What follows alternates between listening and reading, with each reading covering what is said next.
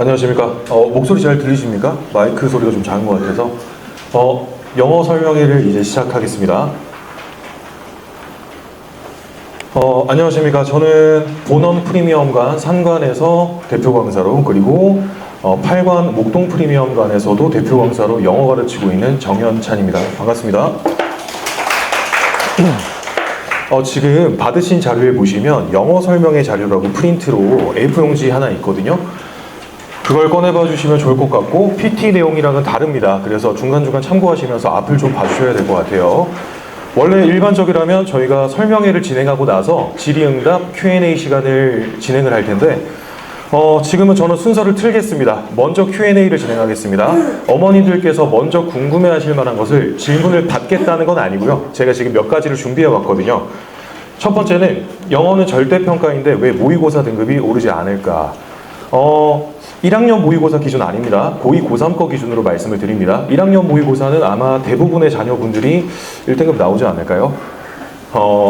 요즘 애들 말로는 피지컬로 문제를 푼다고 하는데요. 영어 독해를 할 때는 기술도 필요하고 방법도 알아야 되는데 그냥 해석발로 문제를 푸는 거. 그런 경우에는 1학년 모의고사까지는 문제가 풀립니다만 2학년, 3학년 모의고사는 풀리지 않습니다. 수학에 공식이 있는 것처럼 영어 독해에도 공식이 있습니다. 그 공식을 배워야 모의고사 등급이 오릅니다. 자, 두 번째 질문입니다. 좀 이제 어머님들 마음속에서 드는 생각은, 아니 비싼 원비를 내고 이렇게 보내놨으면 개념 정리뿐만 아니라 적용도 되게 만들어 주셔야 되는 거 아니냐 라는 생각이 절로 드실 텐데요. A라는 개념을 배웠고요. B라는 개념을 배웠습니다. 학교 시험 문제에서 A 개념과 B 개념이 충돌했어요. 그러면 A로 풀어야 될까요? B로 풀어야 될까요? A부터 문제를 푸는 순서를 가르쳐 줘야 되는데 순서를 지키면 적용이 됩니다. 그래서 개념 정리만이 아니라 뭐부터 확인해야 되는지 적용 순서를 알려줄 예정입니다. 세 번째는 어휘. 우리 학원 보내면 자녀분들이 학원 버스 탈 때 단어장 이렇게 넘기면서 외우면서 가는 거 많이 보셨을 거예요. 어머님들은 불만이 많으시죠? 왜 이게 쓰면서 하지 않냐고. 아무튼 눈으로 보든 쓰면서 하든 상관은 없는데 단어를 분명히 외운 것 같은데도 불구하고 좋은 의미 같죠? 자, 그런데 현실과의 타협 어떤 느낌이세요? 현실과의 타협. 제가 원하는 게 100이 있고 어머님들이 원하시는 게 100이 있을 때 저희가 타협을 했다면 절대 총합이 200이 안 나와요. 150 정도? 그래서 타협하다라는 단어는 영어 모의고사에서 손실을 뜻합니다. 그 단어의 어휘의 이미지를 배워야 제대로 해석을 할 수 있습니다. 그래서 먼저 궁금해하실 만한 독해, 문법, 어휘 세 가지를 Q&A를 먼저 진행했고요. 이제 정식으로 PT를 시작하겠습니다. 저는 오늘 세 가지 방향으로 설명을 드릴 거예요. 첫 번째는 고등부의 변화입니다. 첫 번째는 고등부의 변화. 이거는 없을 거예요. 네, 고등부의 변화. 유의미는 없고요. 두 번째는 제가 강의 어떻게 하는지. 세 번째는 학원에서 제일 중요한 요소죠. 관리 어떻게 할 건지. 세 가지로 나눠서 설명드리겠습니다. 먼저 고등부의 변화입니다. 웰컴 투 하이스쿨. 거창하게 써놨죠? 고등부에 오신 여러분들을 환영합니다. 현재 앉아 계신 학부모님들의 자녀분들, 여기 자녀도 한 분 오신 것 같네요. 자녀분들은 아마도 중등부 A등급은 다 받으셨겠죠. 그럼 A등급을 받았다는 건 영어를 곧잘 했네요. 제일 높은 등급을 받았으니까 영어를 잘한 것 같은데, 혹시 목동권에서 A등급이 몇 % 정도 나오는지 알고 계신가요? 혹시 여쭤봐도 되나요? 틀려도 좋은데 한번 대답해 주시겠어요? 네.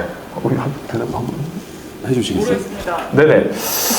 A등급이라 그러면 제가 그러면 추론을 해보자면 한 10% 정도로 예상하시지 않을까 생각이 드는데, 그런 학교도 있습니다. 자, 일반적으로 목동권에서 A등급은 30에서 40%가 나옵니다. 그러니까 그 A등급이 잘하는 건 잘하는 건데 30에서 40%면 이게 중상위권도 아니고 중위권이죠. 40%라 치면요. 자, 고등부에서는 1등급 4%, 2등급 11%, 3등급 23%, 4등급 40%입니다. 그래서 사실 어머님들이 느끼는 괴리가 이거예요. 중등부 때는 A등급을 받고 영어를 곧잘 했는데 고등부를 보냈더니 갑자기 영어를 못한다. 4등급이 나온다. 아니에요. 갑자기 못한 게 아니에요. 원래 그 자리예요.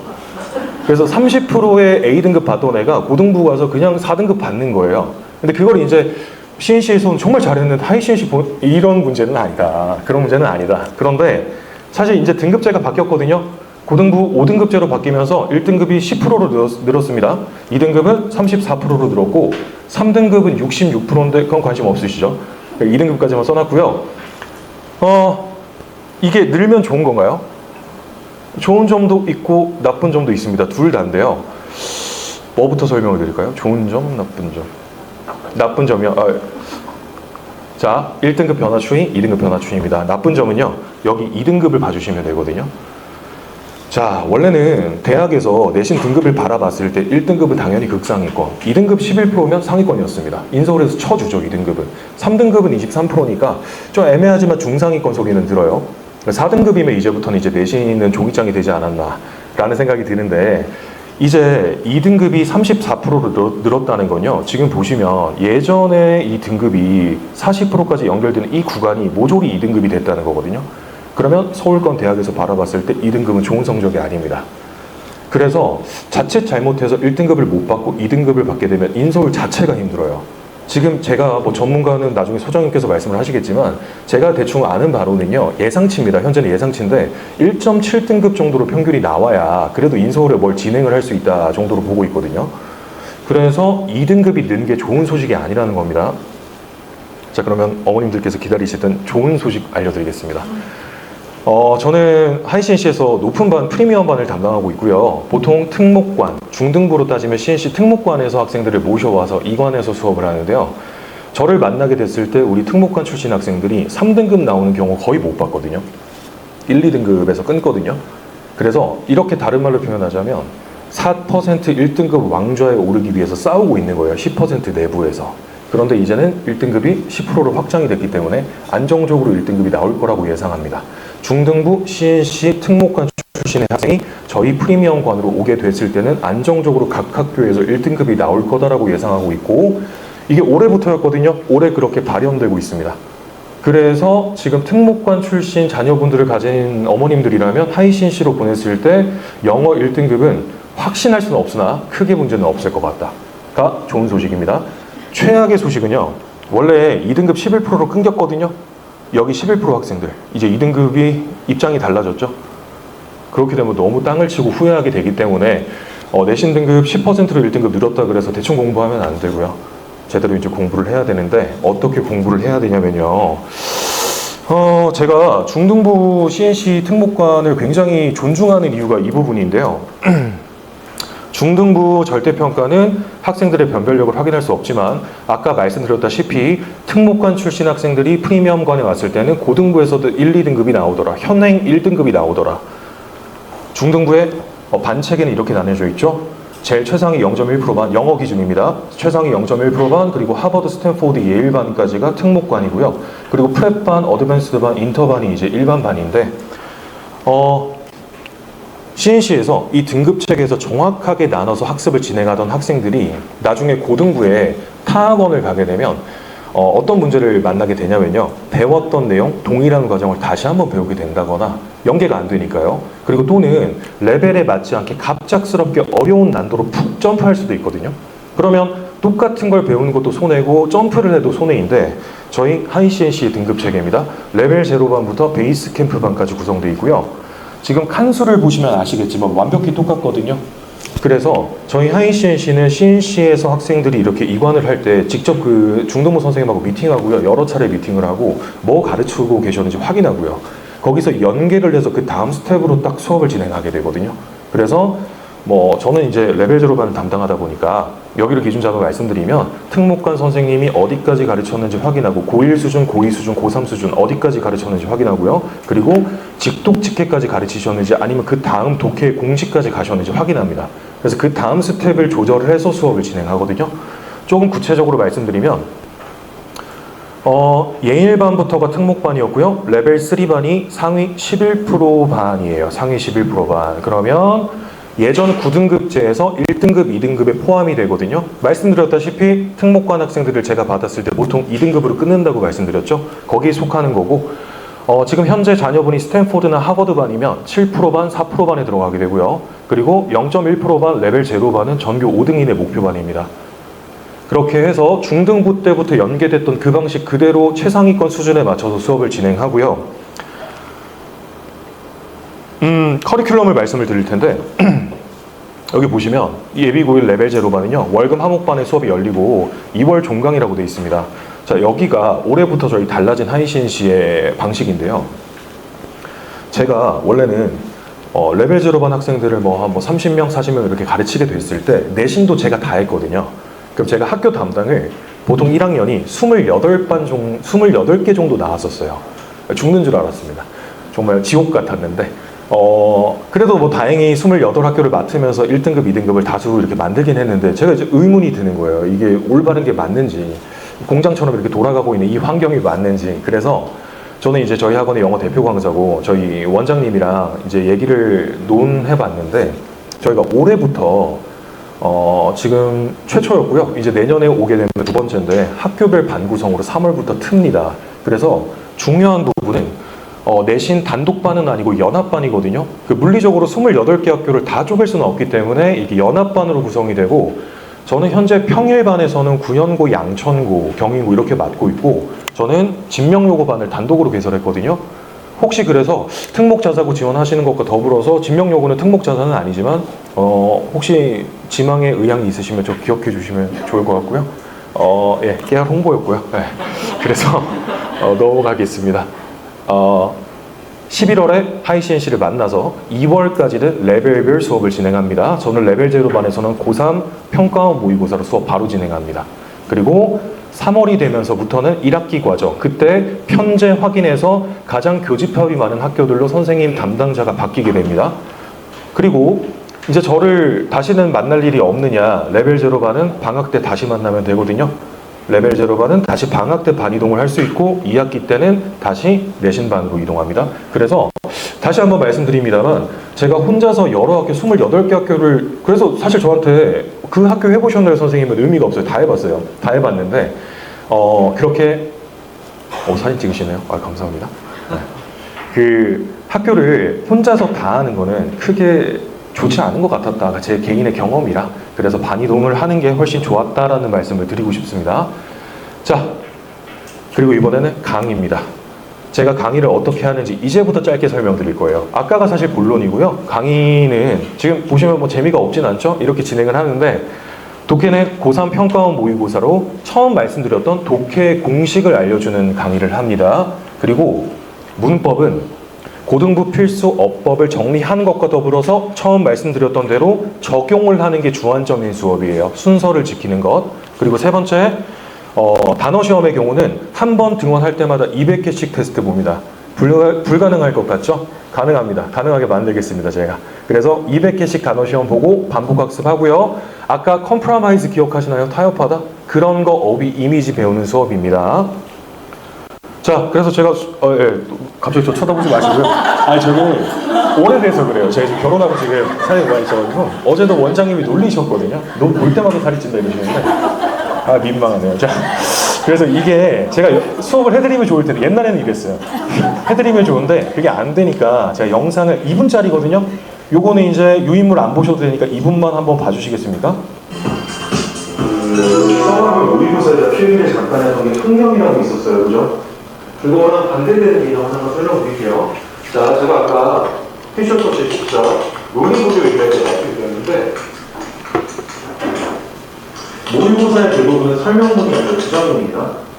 그러니까 A부터 Z까지 하나씩 나열하는 게 아니라 뭔가 임팩트가 강한 구간이 있다고. 딱 해라 이런 구간이 있어. 거기를 찾아내는 게 우리 기본 업무야. 기본적으로 해야 될 우리 역할이에요.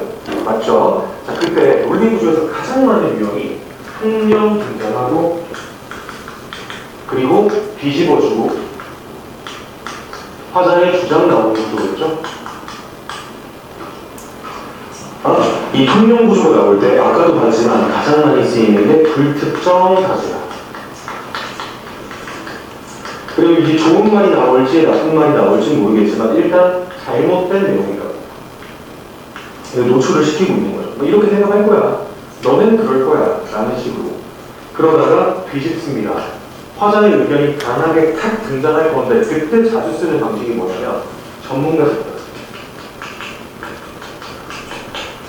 조사해봤어, 연구해봤어 이런 표현입니다. 저는 이걸 뭐라고 부르냐면 객관적 사실이라고 해요. 지어낸 주관적인 게 아니라 객관적인 사실.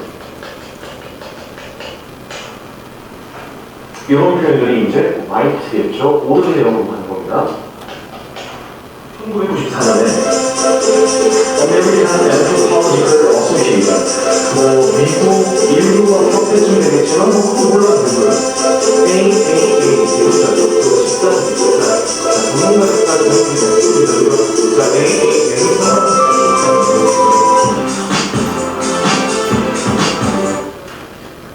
아이고 잘생겼다 옛날에. 자, 그래서 이 앞에 보시는 교재가 자체 교재고요. CNC에서 하위 CNC 넘어올 때는 자체 교재를 저희 학원 선생님들 다 쓰시니까 필통만 갖고 오면 되고요. 독해 공식에서는 아까 보여드린 것처럼 이런 공식을 배우게 되는데 여기 내용은 유인물에 들어가 있습니다. 더 디테일하게 설명이 되어 있고요. 그 독해 공식이 이러는 거예요. 지금 짧아서 이해가 되셨을지 모르겠는데 대다수의 사람들은 정연찬이 별로라고 생각한다. 그런데 전문가 집단인 CNC 선생님들은 정연찬을 신뢰해야 한다 라면 화자의 주장은 전자가 아니라 후자입니다.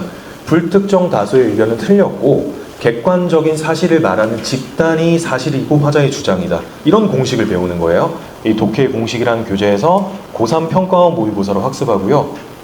그리고 그래머 스트럭처 문법 교재입니다. 여기서 포인트는 당연히 고등부 필수 어법 정리합니다만 더 중요한 것은 적용, 순서 지키는 걸 배우게 될 겁니다. 그리고 내신 1등급 바이블 이 교재도 제목이 거창하죠. 그 틀린 어법 찾아 고치기라는 표현 혹시 좀 익숙하신가요? 요즘 목동권 고등부 서술형 킬러 유형으로 트렌드거든요. 지문을 학교에서 그냥 던져줘요. 지문을 그냥 준 다음에 자 여기 틀린 게 3개 있다. 찾아서 고쳐라. 밑줄도 안 그어놓거든요. 그래서 이 틀린 거를 찾아 고치는 상위권 어법을 하게 될 거고 출제 의도를 파악하는 법을 특강 시간에 배우게 될 겁니다. 특강이고요. 겨울방학 때 진행이 됩니다. 자, 그리고 이 교재는 현재 제가 올해 쓰고 있는 진명요구 The First Bible. 진명요구 뭐 슬로건이 The First, The Best Lady 뭐 이런 식이거든요. 처음이자 뭐 첫 번째 알고 계셨어요? 여고 중에 첫 번째로 만들어졌대요.